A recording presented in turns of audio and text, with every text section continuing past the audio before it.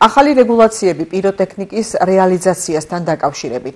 5,000 ლარით დაჯარიმდება ყველა, ვინც პიროტექნიკას ლიცენზიის გარეშე შემოიტანს ან ქვეყნიდან გაიტანს. იგივე ოდენობის ჯარიმაა განსასრული ლიცენზიის გარეშე პიროტექნიკის წარმოებისა და გაყიდვისთვის. ჯარიმასთან ერთად შინაგან საქმეთა სამინისტრო პიროტექნიკის ჩამორთმევის უფლებასაც იტოვებს. განმეორებით შემთხვევაში კი სანქციები უფრო მკაცრდება.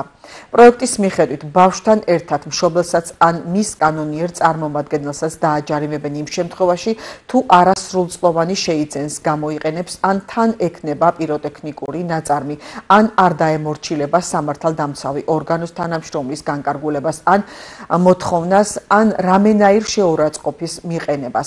მაგალითად, სიტყვიერს. ასეთ შემთხვევაში ჯარიმა 100-დან 300 ლარამდეა.